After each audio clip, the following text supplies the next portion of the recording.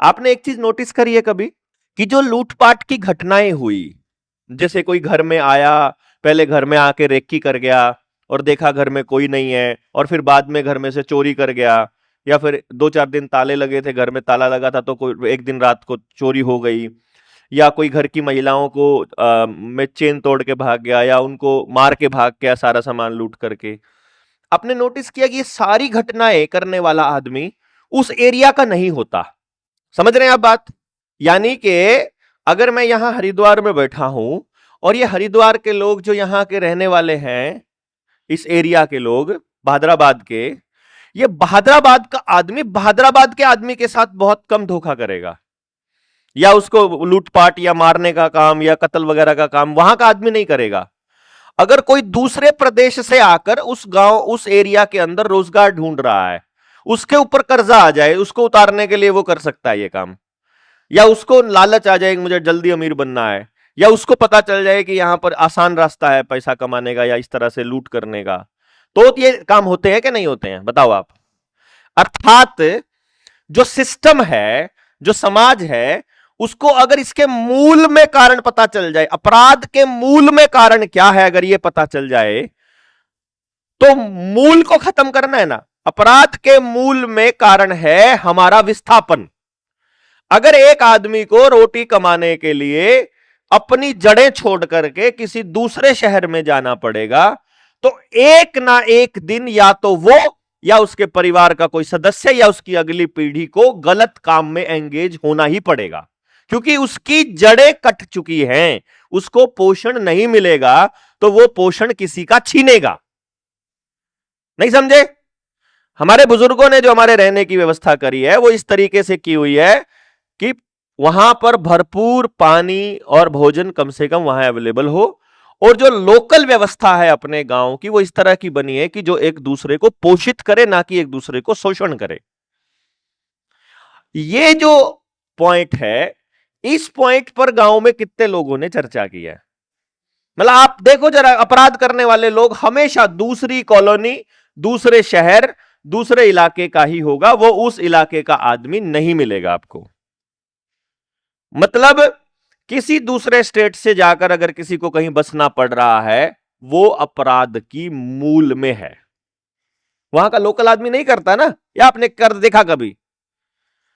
हमेशा। इसीलिए इन लोगों ने, जो जो विधानसभा लोकसभा में बैठे गुंडे, लुच्चे, गंदे लोग हैं, इन्होंने सबसे गंदा काम क्या किया कि नौकरी लगने वाले आदमी को अपने गांव से और अपने इलाके से दूर कहीं नौकरी के लिए भेजा, यानी ताकि लोग विस्थापन को बुरा ना कहें, ताकि लोग कहें अच्छा है, मुझे अगर बिजनेस देंगे, मुझे अगर काम देंगे, मुझे अगर अपॉर्चुनिटी मिलेगी तो वो मेरी मूल जगह से दूर मिलेगी। ये बड़ा खेल है इनका। आपको वहां पर नहीं मिलेगा, किसी और को वहां पर काम करने का मौका मिलेगा, लेकिन आपको वहां काम करने का मौका नहीं मिलेगा। आपके गांव में कोई और जगह से काम करने के लिए लोग आएंगे और आपके गांव का आदमी कहीं और काम करने जाएगा। ये कितना अजीब है ना। कॉमन सेंस, मतलब ऐसा लग रहा है जैसे कॉमन सेंस बिल्कुल जीरो हो गई है हमारी, और हमें समझ में ही नहीं आ रहा है कि यार ये तुम्हारे साथ हो रहा है, ये तुमसे किया जा रहा है, ये अपने आप नहीं हो रहा, ये किया जा रहा है तंत्र के द्वारा। यानी ये अपराध, ये नशा, ये गंदगी, ये व्यभिचार हमारे समाज को दिया जा रहा है, परोसा जा रहा है योजनाबद्ध तरीके से। और यदि कोई इसे योजनाबद्ध तरीके से परोस रहा है तो इसको योजनाबद्ध तरीके से ही काटना पड़ेगा। फिर इसके लिए आपको बैठ करके टाइम देना पड़ेगा। अगर आप ये कहते हो कि एक आम इंसान के पास समय नहीं है देने के लिए कि वो क्या करे क्या ना करे, तो फिर उसको बदलाव के विषय में नहीं सोचना चाहिए। इसीलिए तो माए 3-4 बच्चे पैदा कर रही थी पहले, एक बच्चा समाज को समर्पित भी हो जाए तो कोई दिक्कत नहीं। अब सबके इकलौता इकलौता है। अब हमारे जैसे कितने एक माँ बाप होंगे कि एक है, उसी को समाज को सौंप देते हैं, कोई बात नहीं अपना करेगा, समाज के लिए ही करेगा। क्यों समाज के लिए तैयार करना होता है आखिर में उसने? भाई आप जो करते हो, कपड़ा बनाते हो, आप सिलाई का काम करते हो, मजदूरी का काम करते हो, अल्टीमेटली समाज के किसी ना किसी काम आ रहे हो ना। अपने लिए तो आदमी कभी कुछ करता ही नहीं है। उसको अपने लिए जीने के लिए जो मिलता है वो तब मिलता है जब वो किसी और के लिए कुछ करता है। तो उसके अल्टीमेटली उसे, आपके बच्चे के लिए कोई और ही कर रहा है सब कुछ, उसको पढ़ा कोई और रहा है, उसका उसका कपड़ा कोई और बना रहा है, उसके जूते कोई और बना रहा है, उसकी ऐनक कोई और बना रहा है, उसकी किताब कोई और बना रहा है, उसका पेन कोई और बना रहा है, उसका ट्रांसपोर्ट का फैसिलिटी कोई और। हर आपके बच्चे के लिए आप क्या कर रहे हो? कुछ भी नहीं। खाना कोई और उगा रहा है उसके लिए, आप तो सिर्फ उसको पका के दे रहे हो खाली। आप तो उसको वो कपड़े जो किसी और ने बनाए आप तो पहना के भेज रहे हो बस खाली।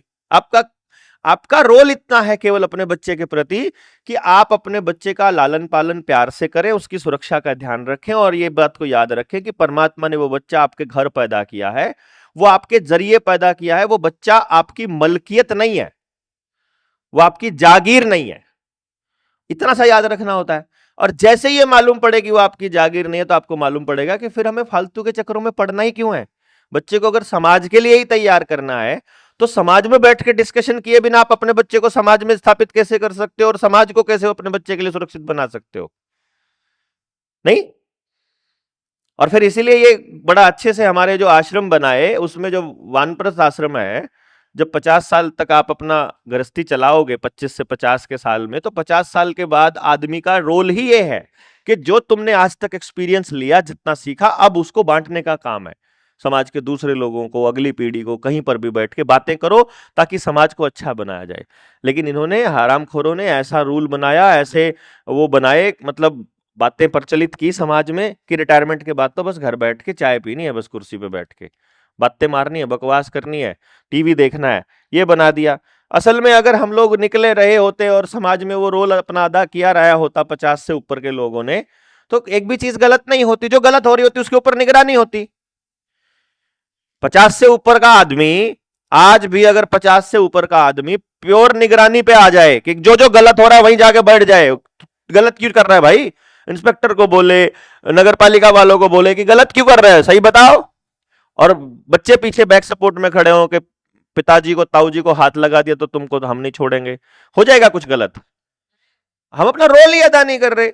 अब जब रिटायरमेंट आ गई है तो तब जाके समाज में सुधार का काम क्यों नहीं कर रहे हो? लेकिन चलो नहीं कर रहे हो तो क्योंकि उनको पता ही नहीं कि उनका रोल है ये, उनका काम है ये। उनको टाइम पास इतना अच्छा मिल जाए गलत के खिलाफ लड़के, ताकि जीवन में जितना सीखा है कि अच्छा क्या है उसके हिसाब से चले।